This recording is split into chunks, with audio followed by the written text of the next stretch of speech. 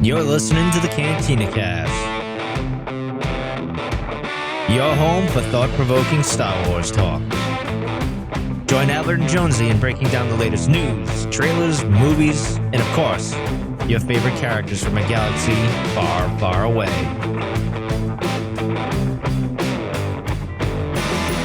Hello, everyone. Welcome to the Cantina Cast. My name is Albert Padilla, and this is episode 625, Legacy of Vader, which is the second episode that we've done on the show now that's covering the Legacy of Vader comic series. This is following Kylo Ren shortly after, almost immediately after The Last Jedi. And it's been a great series, honestly. So I'm really excited to talk about it. There's been some good stuff that's happened here. And I know I've been trying to get to this show for a number of weeks now. And, as of this recording, issue number 11 just came out. And so that was kind of a banger of an issue, if you don't mind me saying so. It also ended on a pretty good cliffhanger, and I'll talk a little bit about that here in a little bit. But that series may or may not be winding down here. I don't know just yet. It's been difficult, honestly, to keep up with what exactly is going on with that series, because we were told originally that this would be an ongoing series, but that issue ends with to be concluded. And so I'm not sure if they're speaking about being concluded in regards to the first volume or just that particular, part. Maybe there's going to bring another writer in at some point. But nonetheless, it's been a great series, and I'm really honestly looking forward to talking about it tonight. So let's see. Before I get started, I want to say thank you to all of our Patreon members and for all the support that you guys have shown us. I want to say thank you especially now to our now part of the tribe members. That's Dante, Mike B, Danny, Risk, Bayless, Daz Davies, Jackson, Alex, Sharkman Dan, Uncle Leon, Josh C, Jacob, Rita Reborn. I've got a Brad Feeling and Paisley Rosengren, and our Delusions of Grandeur members. Now this is Pod Racing, Steve, and Rob. If you're interested in Patreon, you can click this little link up here. I almost got it. I don't know. I haven't really practiced that, but you can click the QR code there, scan that QR code. Head over to our cantinacast.com/Patreon. There is a ton of stuff in there and more stuff coming. We've got all kinds of exclusive stuff that's coming directly to our Patreon members. So I'm trying to do more in that space as well. I'm planning to do more in that space as well. So I don't know, maybe moving a little bit more towards Patreon versus social media, but time will tell on where that goes. But thank you guys so much for all the support as always. It really means a lot and certainly helps support the show. We've got a couple things coming up here. Lauren and I are still discussing when we can do the Master of Evil breakdown.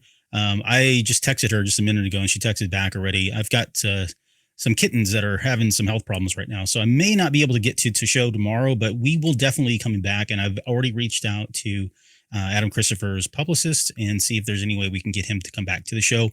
He came out and did a show with us a couple years ago when Shadow of the Sith was out. And so it'd be great to bring him back on. Wonderful gentleman. So look for all that coming soon. And then as I mentioned before, we are fastly approaching the 10th anniversary of The Force Awakens.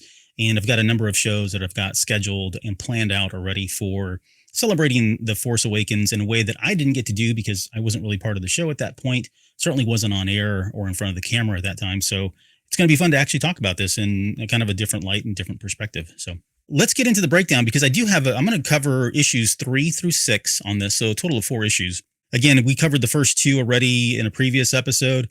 I may come back and do 7 through 12, or I may try to break that up into 2 pieces. We'll talk more about that a little bit later, but this is going to be 3 through 6, total of 4 issues. And before we get started, I do kind of want to just give a quick recap for anybody that maybe hasn't been following along or isn't sure exactly, where this series picks up at. So issues 1 and 2, here's a quick synopsis on what happened in issues 1 and 2. So with Snoke's death, Kylo Ren is now the Supreme Leader of the First Order. He's very upset with the fact that he doesn't feel free even after killing his past as he tried to do in The Last Jedi. So he decides to kill the past and legacy of Darth Vader instead. He orders Hux to build him a throne. More on that here in just a little bit. And he leaves for Vader's castle on Mustafar. There he meets Vinay, one of Vader's most loyal servants, who offers Kylo Ren assistance in finding true power like his grandfather before him. Together, they travel to Tatooine for a short history lesson on all that Anakin Skywalker had to overcome as a boy, which ends with Kylo visiting Anakin's once former slave master, Gardula the Hutt, Kylo manages to overcome most of Gardula's forces as he enters into the fortress, except for one small little bulbous thing, which I'll show you here in a second. This little bulbous creature that is force sensitive, and it renders his force abilities useless. And that issue ends with Kylo Ren becoming a prisoner of Gardula, the Hutt. And so it kind of ends there. And we pick up immediately there on issue 3. Of course, the writer is Charles Soule. I'll talk more at the very end here. He's just a great writer. I've really enjoyed everything he's pretty much done for Star Wars. And I've been starting to tip my toe into some of the other stuff that he's doing with Marvel and some of the independent labels that he's got. But great writer. The art on this one is Luke Ross, which he's done an excellent job as well. There's some really good panels and stuff here. So I'm going to switch over now to my second monitor here so you guys can kind of follow along. I've got a couple pictures. I can't show everything just because, this is we wouldn't be getting the exclusive stuff if I kept doing that. So I don't want to ruin anything here, at least that relationship. But let me flip over to this and we'll pick up here. And by the way, I just want to say quickly, thank you to Marvel Comics as always for sending out the issues ahead of time and allowing us to have these advanced reader copies. It really makes a difference for us to be able to kind of bring this content to you guys. So let's start with issue 3, which is called Ghosts of Tatooine. And so this issue opens up with Kylo Ren essentially being shackled and electrocuted over and over and over again. I mean, it's like 7 pages of him being constantly shocked and repeatedly being shocked by Gardula Hutt. And she's constantly telling him to obey. She's really just trying to break him down. Eventually, this becomes too much for that little force-sensitive creature who talks Gardula into giving him a break. And then during this break, he has his vision, which is kind of like more of a hallucination vision. He has a couple of these throughout the series already. He'll continue to have more of them. So it's basically him kind of reflecting on past events as things that are happening to him are triggered and making him want to, forcing him to remember some of this stuff. But you can see here on this next panel, he says like a flashback here where Gardula says, "You are nothing." She says that to Kylo Ren. And that, of course, triggers a memory of him during The Last Jedi when he's talking to Rey and telling her that she came from nothing. So that hallucination is completely broken because it's at one point Vader starts talking to him. And when he asks Vader for his guidance, Vader just responds back with, "Everything that made me magnificent, I did alone."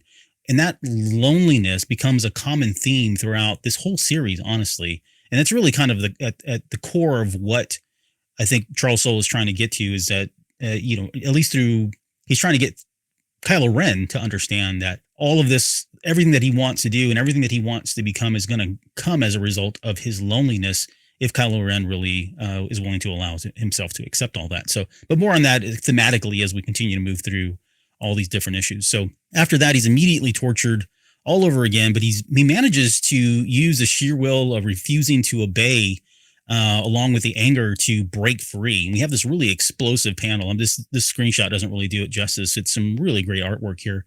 But he eventually just breaks the chains that he's in, very Sith-like, very, Sith code kind of thing. And not only does he break that, but he brings down the building, that prison that he's in, completely all around him. He just reduces it to absolute rubble. But here's the Vader flashback that he had here. And that's that little bulbous creature down there that you see. He's got his lightsaber in his hands and he is force sensitive. So very cool. I don't know if we'll see any more of this thing. It's, it's one of those creatures where like the Yuslamari from Heir to the Empire that once they're introduced, it's kind of a game changer. Same thing with like the Yuzon Vong. So we'll see if this thing ever pops up again in a future issue or future content, but very cool that they were able to kind of negate force abilities in that way. I should also mention the creatures from the High Republic as well. But here's Vader, one of the flashbacks that he's witnessing. And this is where he finally has enough and says, "I will not." And he breaks the chains and brings everything again all around him. He's just literally standing here with everything, all the rubble around him.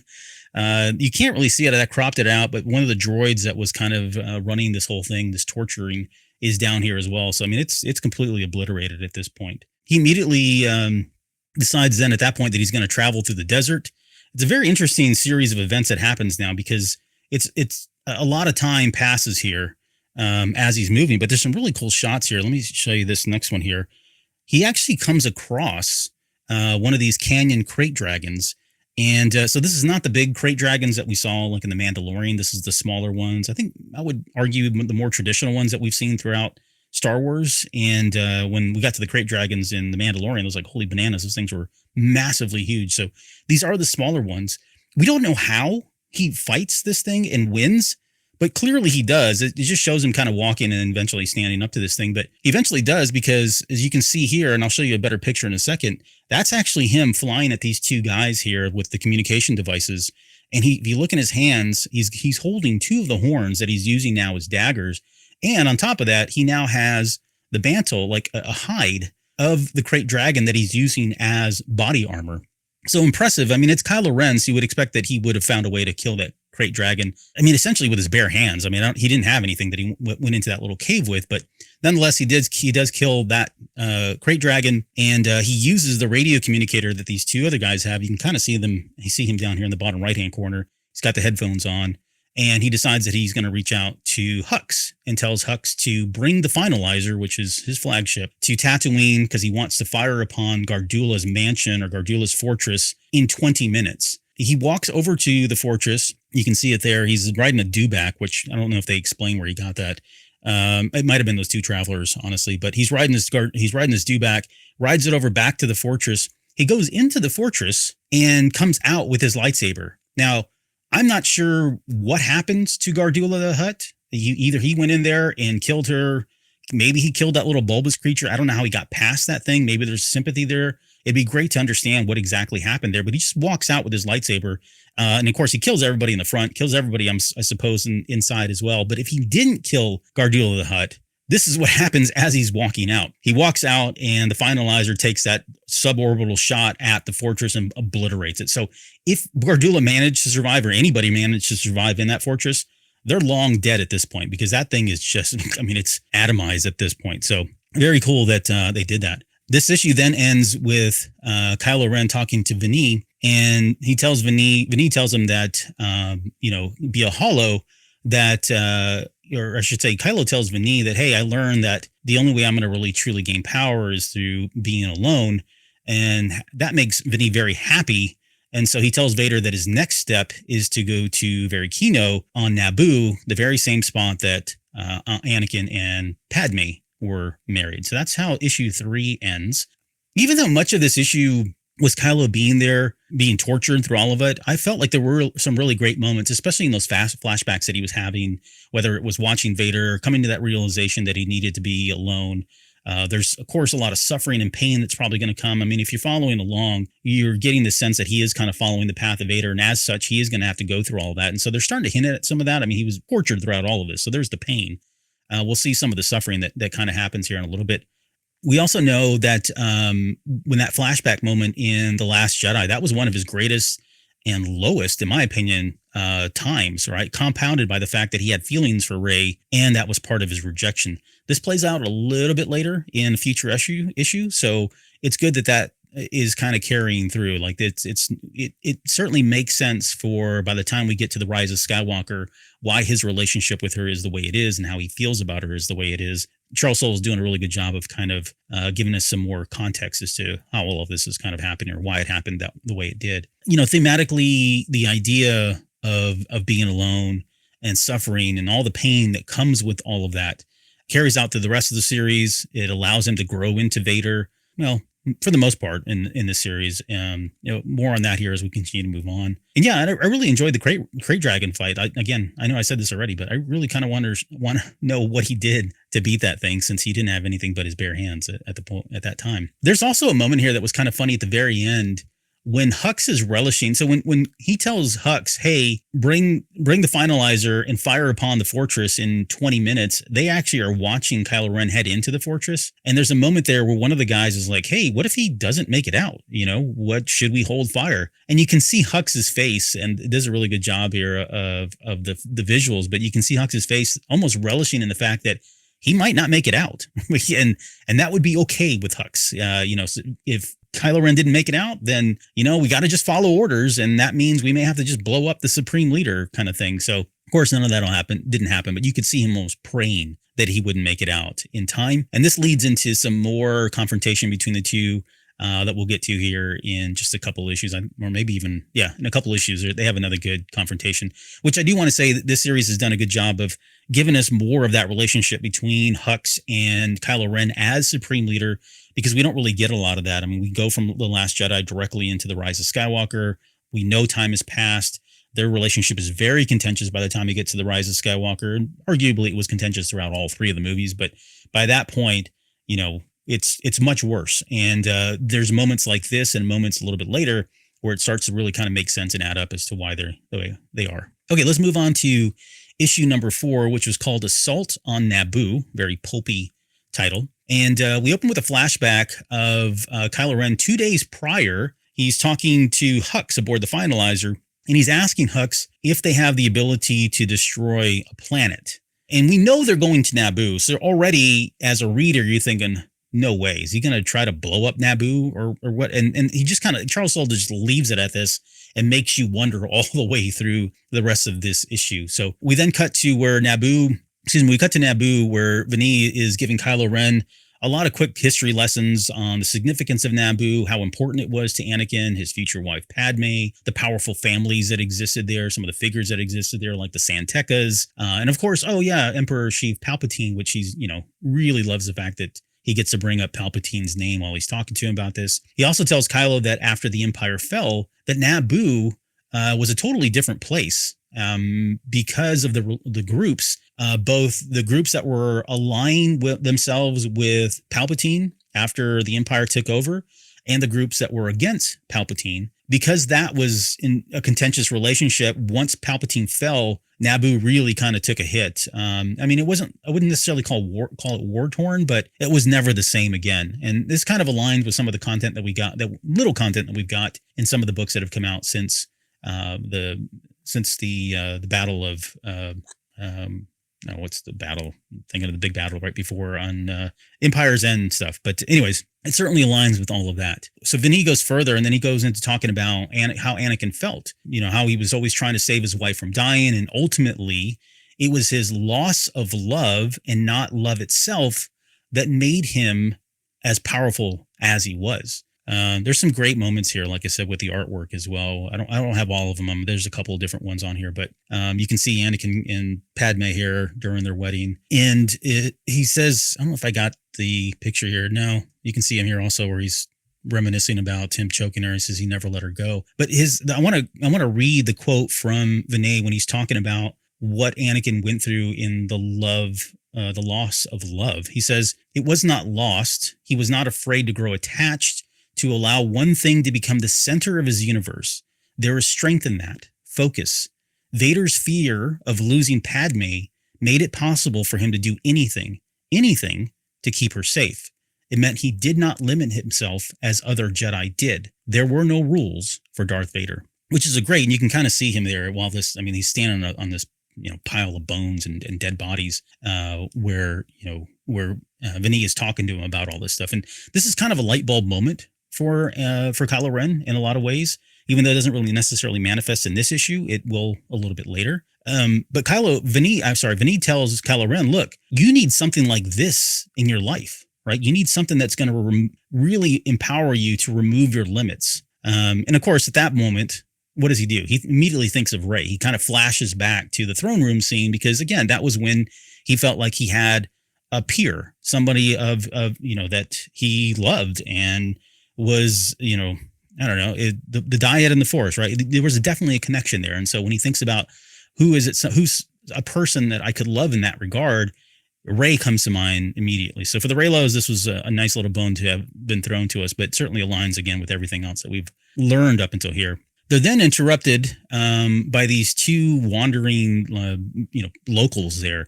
And they go into this tale about the spirit of Darth Vader coming to Verkino and killing all the people that spoke of Padme. I don't remember this ever happening in the Darth Vader series. I think it might have been mentioned in one of the books, one of the Padme books, if I'm not mistaken. But regardless, Vader did come back to Naboo. He did come to Verkino, and he was going around, at least by the tall tale that these guys are telling, was going around killing people, anybody that ever spoke of her name. So killing the past in somewhat the same way that Kylo Ren is trying to do here. They're then interrupted again by this gentleman here. And this guy here is he's the local landowner of Urkino now at this point. So it's kind of changed hands a couple times. You can see him and his guards. His name is Storg Varuna. Kylo, of course, kills this guy. He kills him and his men, and he has this epiphany that Vader came back to kill his past too, just like he did. He's doing, and to kind of hit that point home.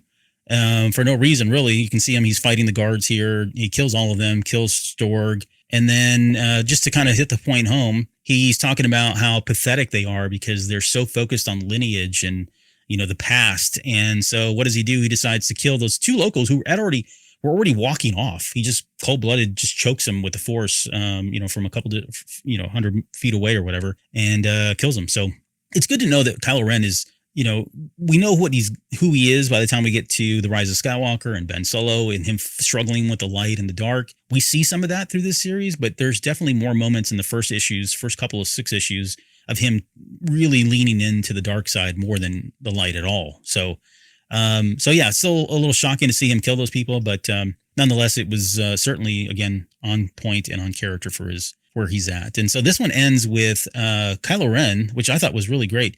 He suddenly, you can see up here, this is like one of the Naboo taverns up at the top. You got the Gungans down here at the bottom, but it ends with him saying that, look, I am your king.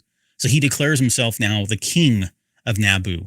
And at this point, I was like, wow, this is really good stuff. Like the fact that he went to Naboo, has inserted himself as their leader now, which is really, I want to see where this is going to go kind of thing. So again, it did a good job of filling in some of the blanks for Vader at times, especially for anyone who hasn't been following up and keeping up with that series that Charles Soule did. I think the highlight for sure was confirming that Vader used his loss of love from Padme to kind of become as strong and as powerful as he was, and he didn't let anything really get in the way of that, which allowed him to have his power kind of be limitless. The idea that he's declaring himself the king of Naboo, big surprise. Soule certainly teases us at the very beginning with the idea that, again, that Kylo Ren was going to blow the planet up, and instead he doesn't blow it up.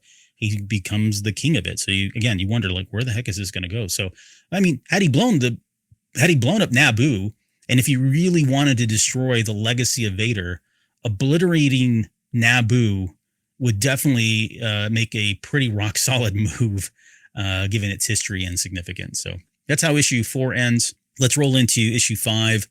This one is called Target Naboo. And so we pick up, as you figured, we pick up exactly where we left off here. We're on Naboo. He's now, we're actually on a city called Spinnaker here, and there is a full-on invasion. You can see the shuttles coming in. You've got the TIE fighters in there. I think later on, you'll see he's got Star Destroyers and some other stuff. But I mean, it's an absolute full-on invasion of Naboo by the First Order. There's some really good shots here. I'm not going to include all of them again, but there's some really good stuff where you can see them fighting and all that.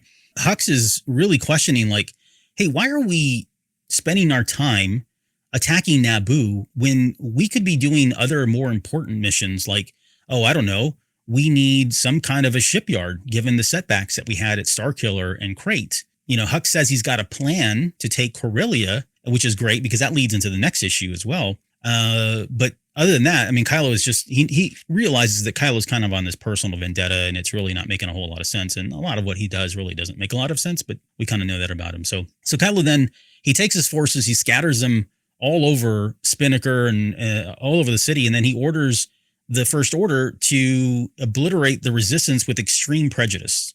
Right? If anybody tries to push back, anybody tries to stand up, he wants them squashed, killed immediately, no questions asked kind of thing. Well, this is where I think this issue anyway, started to lose me just a little bit. Probably the only feedback I've had so far. We jump over to this character on the left-hand side here. It's a character with a visor. He's got some blasters. It's Kylo Ren. It looks like Kylo Ren, but to the local people in Naboo, they don't know that. And he shows up and he starts killing his own people. Like Kylo Ren starts, I think I've got another one here where you can see where it says take cover. But you can see him. He's taken out all of the stormtroopers, and he even takes out an ATST, which we know he's fully capable. He doesn't pull out his lightsaber, but he's dressed almost as a resistance fighter or resistance hero, and he's going around killing his own forces. I was already scratching my head when this happened because I'm like, where the heck is this going? Why would he even be doing this? So after he defeats his own forces, he then holds a secret meeting with all the townsfolk. There's some more explosions. Yeah. And he says, here he's talking about, he says, Kylo Ren, Kylo Ren will take everything you have. So he's trying to scare the locals into realizing that Kylo Ren is there, the First Order is there. They're going to take everything they want. They're going to kill us all. You have to stand up and you have to resist. And oh, by the way, follow me as your leader. I'm the one that can help you bring, because I know a lot about the First Order. And at some point, one of the villagers is like, how do you even know so much about the First Order? I don't know that he ever answers that question, but it's very clear that this person is somebody that doesn't live on Naboo and has a lot of history and understanding of how the First Order works. So there is a bit of suspension of disbelief here. But I'll talk more in a second here, because you'll see where this goes. But throughout he calls them in, says all that to the people, and he gets them to become this resistance force. And so because they know how the First Order works, because of Kylo Ren, they're able to have really effective, warfare with the First Order. And there's a lot of different panels that show them taking down things. You can see what looks to be like a walker here, maybe an ATST, and then really look at this one very closely. It looks like more like an ATST, but they're able to take out, use really good tactics against them. They're kind of one step ahead of the First Order the entire time. So it's very odd. Again, as you're reading this, you're scratching your head going, why is he even doing all this? So Hux is really upset. He's like, man, we're getting our butts kicked, dude. Where are you? He calls over to Kylo Ren, and Kylo tells him, look, I'm really busy right now, but I need you to come up with a plan for Spinnaker if it's this bad. And so Hux's plan is like, well, why don't I bring the Dreadnought ship? Let me bring a Dreadnought ship. I'll obliterate the city, and that'll send a message to them. Kylo's like, yep, great plan. I got to go talk to you later. And so Hux shows up, and he's got the Dreadnought, which I can show you here. There we go. He brings the Dreadnought in. You can see it floating here, brings it right over the planet. And while this is going on, while that time is happening, Kylo Ren has rallied those guys to cobble together, Frankenstein together, this like force of ships. You can see it here. And if you look, some of them are interesting. They've got they're cobbled together with X-Wing parts and TIE fighter parts. And there's some N1 Naboo starfighters in here with, mixed. You got like a starfighter here with Imperial wings, but, they put basically this kind of hodgepodge, eclectic group of series or ships together, and they attack this Dreadnought. And they're very effective about it, really, as well. I mean, they're actually give them a hard time. And while all of this is going on, Vinny, who is watching all of this, finally comes out and he asks him, why are you going through all this? Why are you trying to kill your own people? And his response is, the people of this world need to evolve. They need a catalyst to move beyond what they have been. I am giving that to him. And Vinny responds back. Well, this is where it gets really good. This is the part where I thought did really well. But Vinny responds back, once again, your lineage runs true. Vader hated himself at first too. That infuriates Kylo Ren, that he said that he hated himself, who then threatens to remove his head with the Force. And I think I may have got a picture here of that where right there. You can see it. He actually detaches his little jar head from his body and is threatening to kill him, and goes so far as to say, look, I don't even know, what good are you at this point? I don't even need you anymore. You said you were going to help me, and you could argue whether or not he's been successful or helpful in any way. But that's when Vinny kind of pleads for his life and says, look, there's a vault within your grandfather's fortress, which contains all the power that you could want, but only I can open that and get you to it. So, he's using that as a bargaining chip to kind of help him stay alive. Vinny also then tells him, look, you're wasting your power and you're wasting your time potentially trying to kill yourself when you need to be looking for an enemy that's worthy of your time, worthy of you tracking down and killing. And so Kylo Ren takes all this in.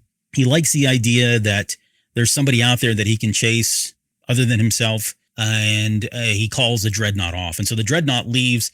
The villagers are super happy. They're all cheering because they think they've won. They've done enough to fight them off. You can see it here. It says, I don't believe it. They're retreating. We fought them off. And so the Dreadnought takes off. The TIE fighters take off. Naboo, all the people in Spinnaker are happy. They're cheering. We did it. We did it. We did it.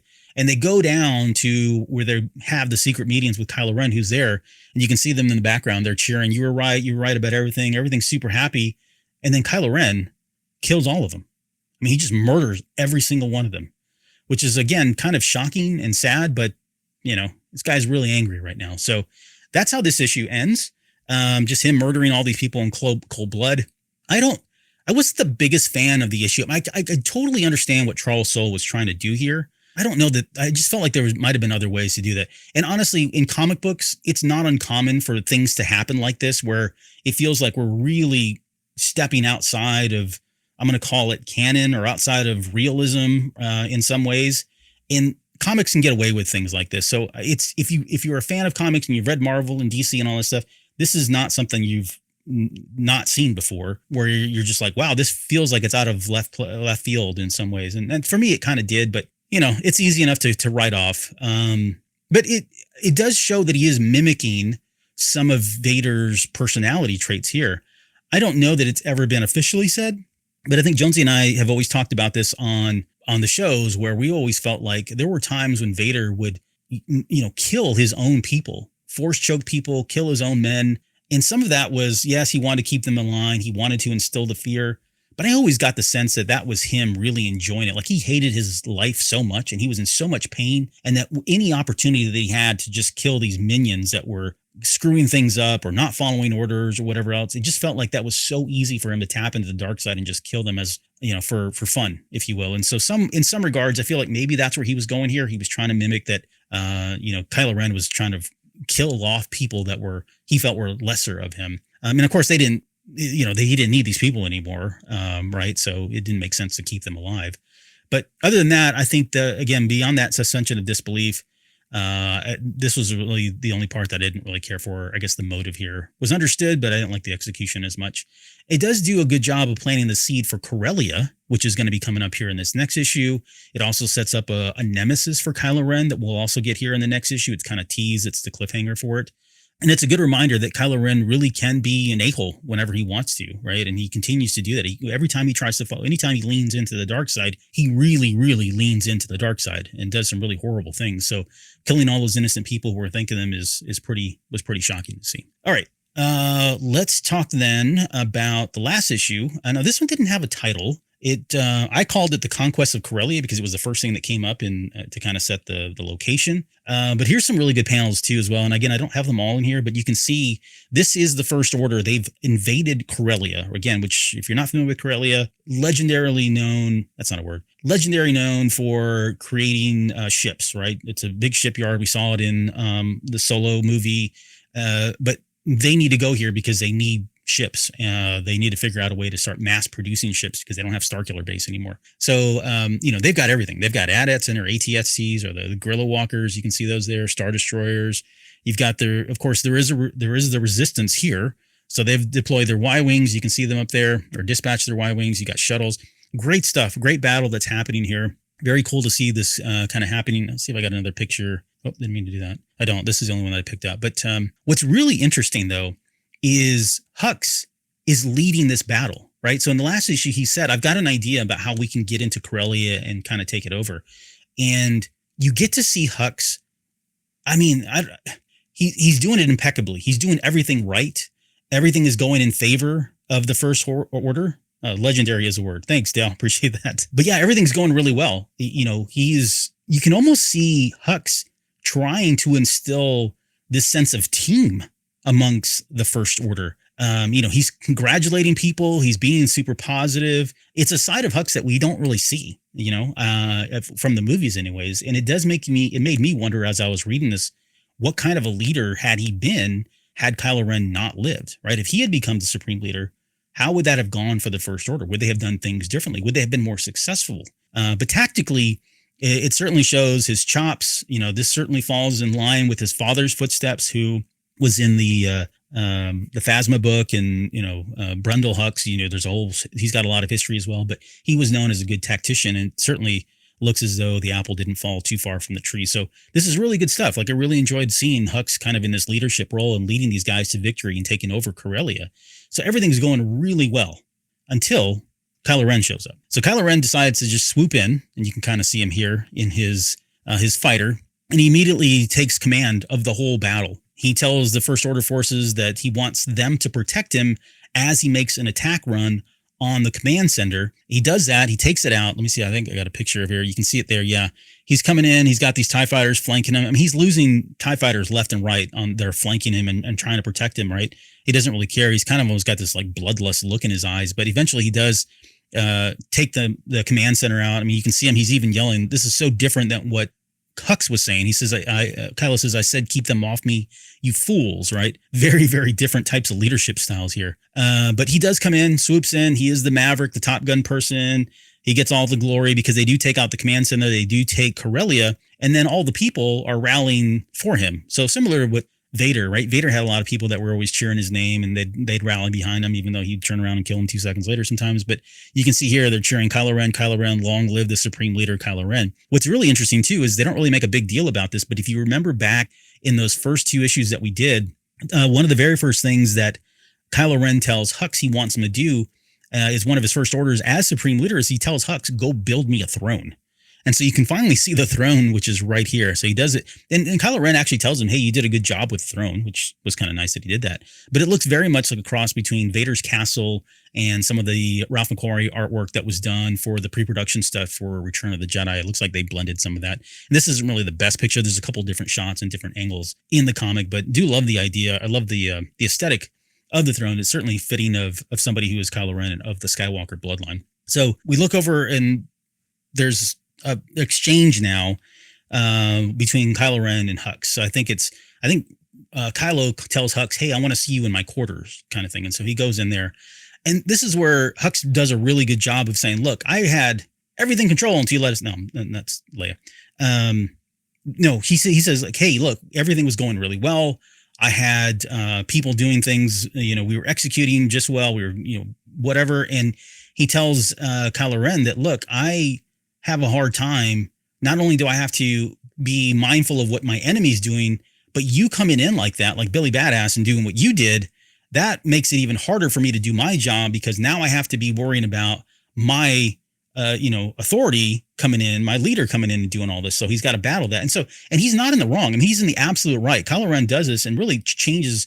I mean, there was a loss of life. It didn't necessarily have to go that way.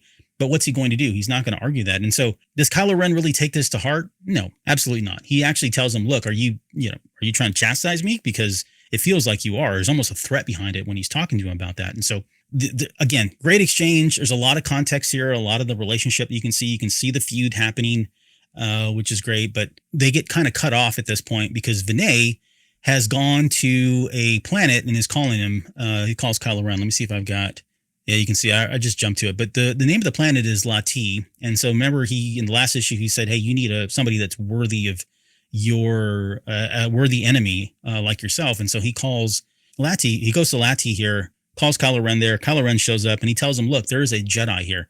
I know it's yet another Jedi that survived Order 66. But he tells him there's one here on this planet and that this Jedi was actually on Vader's radar, but it came in at the very tail end of Vader's, right before Vader died. And so he did do some research, and I think that I'll get to in the next issue, they get into this a little bit more, but the idea here is that there is a Jedi that's on here that he wants him to go out and find and kill this Jedi, similar to what Vader did, right? Because Vader was going out and he was hunting Jedi. And so again, this is Kylo Ren trying to live and walk a mile in the boots of somebody like Vader. And so this is where he goes. So he sends out Kylo Ren to go find this person. While this is all going on, he's, Vinay's talking about all the things that, talking about the battles that Vader had. Infila is right here. You can see him. That's the Jedi battle master that Vader fought. And you can see Vader doesn't have a lightsaber right now. He's using kind of one of those force pike things. So if you read the Charles Soule Darth Vader series, this is the same person that he ends up killing. We did a whole issue on this because it's a really great battle, great story. But this is where Vader gets his kyber crystal from. He gets it from the hilt of Enfila's lightsaber. And of course he bleeds that and that whole thing. And so, it's a great flashback here to kind of show as he's talking about what Vader went through.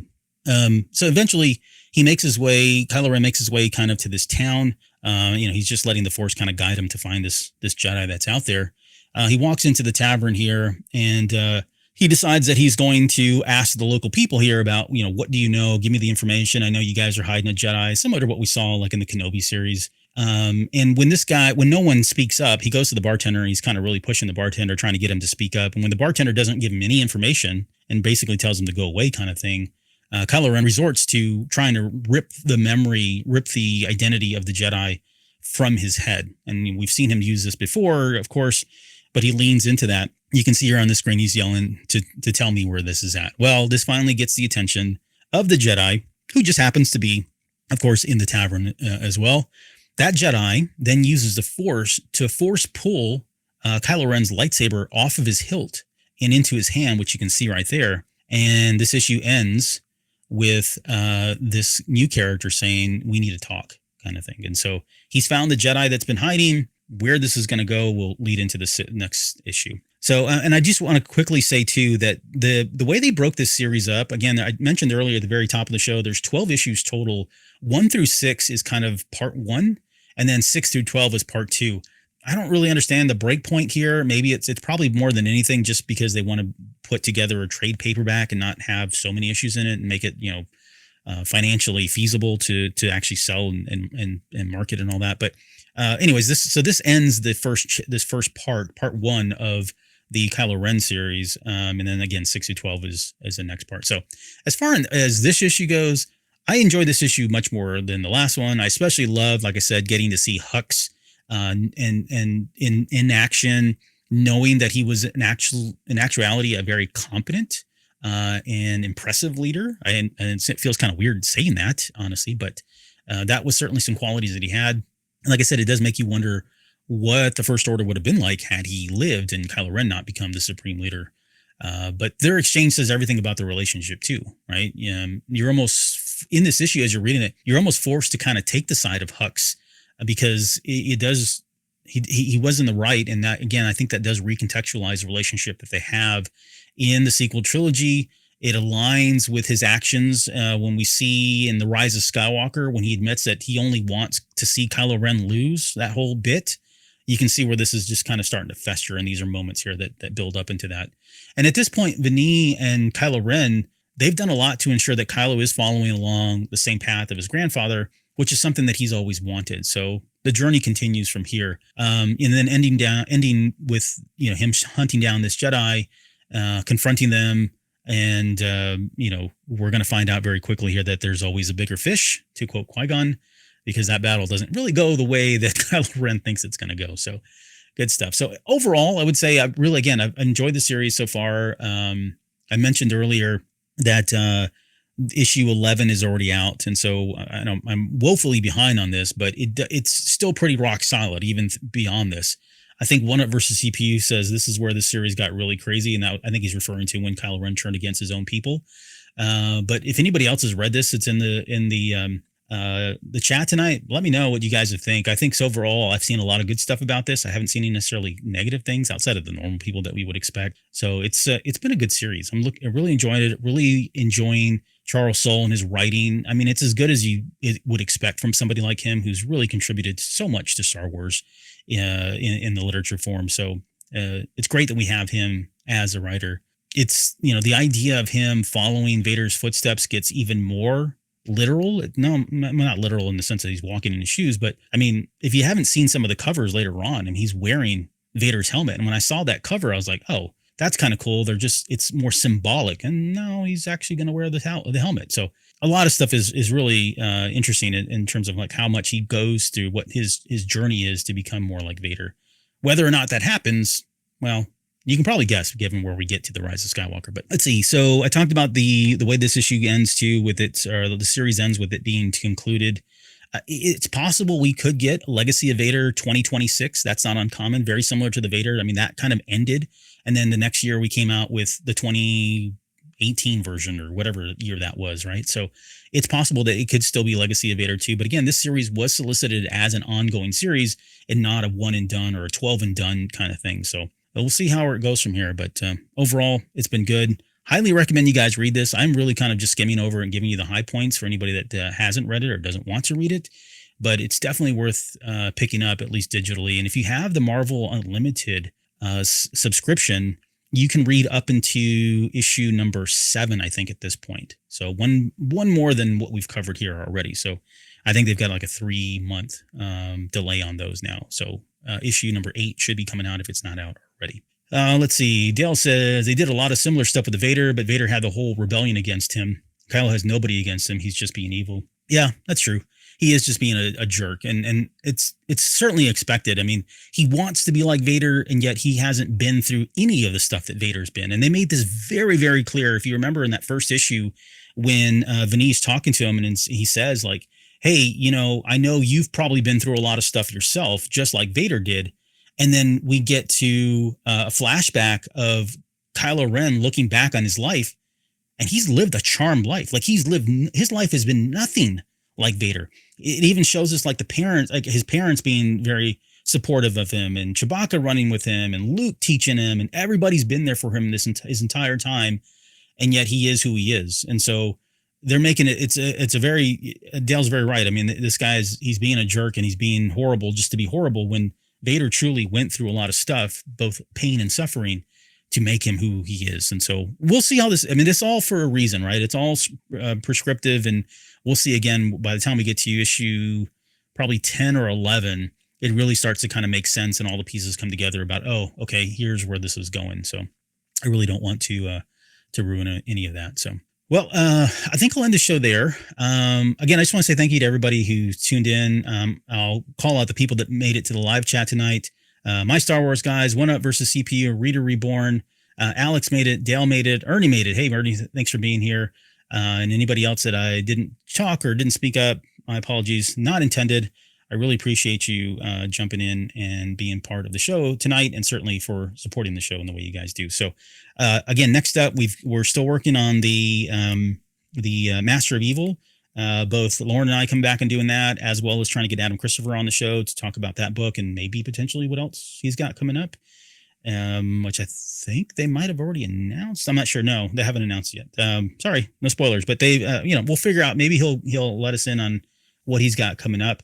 And then through the rest of December here, we've got The Force Awakens. So looking forward to celebrating that. I was thinking about this too, I'm kind of just talking out loud now. We got the announcement that the 50th anniversary release of Star Wars, the original Star Wars, as it was originally cut, being restored to likely 4K. I don't know if they're going to do any other special versions of it. Maybe they do an IMAX. I don't know. But that is coming out in January of 2027 to mark the 50th anniversary of Star Wars. And I thought it'd be great to really put together kind of a show talking about all the different iterations of A New Hope and what all the changes have been, and talk about whether or not those changes were good, bad, or indifferent. And so it's in the backlog of things. I probably will hit that maybe towards the top of the year. And then I've also just been thinking about too, I need to start thinking about the Skeleton Crew 1 year later show. So it's crazy to think, but we are definitely about midway through. About midway almost to Skeleton Crew this time last year. So we've got the 1 year show that we need to talk about. So I'd like to bring some Patreon folks to come on to the show and talk about Skeleton Crew 1 year later, reflect on that and everything that show was for us, because it was really a good time. Like, it felt like Star Wars was back and everybody was much happier than they had been in a very long time. So would love to feel that vibe again. So, all right, I'm going to end the show there. And by the way, I have new credits. So I teased this out on the Patreon show, or on the Patreon page a couple of weeks ago. Maybe it was last week, I think. But I finally finished them. And so I say that I just put this together, and they just released another lo-fi video, and it's of the cantina. And I thought, oh boy, that seems kind of on the nose. Maybe I should do that instead. So nonetheless, I've got a Loath Cat, and if you know anything about me, you know I love Rebels, and so that's why the Loath Cat is there, because why not? So I'm going to run credits, and we'll see you guys here on the next episode.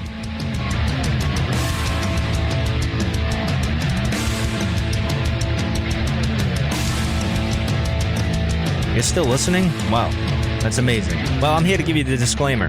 Normally we do a big, long, drawn-out disclaimer thing saying what's what and who's what and all that other stuff, but I think you guys kind of know that Lucasfilm and Disney have no affiliation with us at all, and we have none with them.